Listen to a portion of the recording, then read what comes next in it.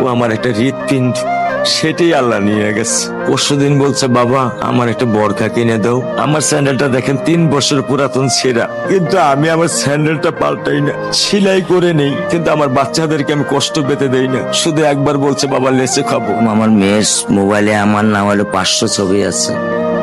আমি এখনো সাহস পাইনি আমার মেয়ের একটা ছবি বের করে দেখতে। আমার সে সাহস নাই। আমি সেই সাহস হারায় ফেলছি, কারণ ও আমার ছিল হৃৎপিণ্ড। ওর জীবনে এমন কোনো চাওয়া নাই যেটা আমি পূরণ করি নাই। পরশুদিন বলছে, বাবা আমার একটা বরখা কিনে দাও। আমার চাচতো ভাই বললো, ভাই ইসলামপুর থেকে 300-400 টাকা পাওয়া যায়। আমি সাথে সাথে নিউ মার্কেট থেকে আমি 1000 টাকা দিয়ে আমার মেয়েকে বরখা এনে দিচ্ছি। আমি দরিদ্র, ভাঙা বাসায় থাকি।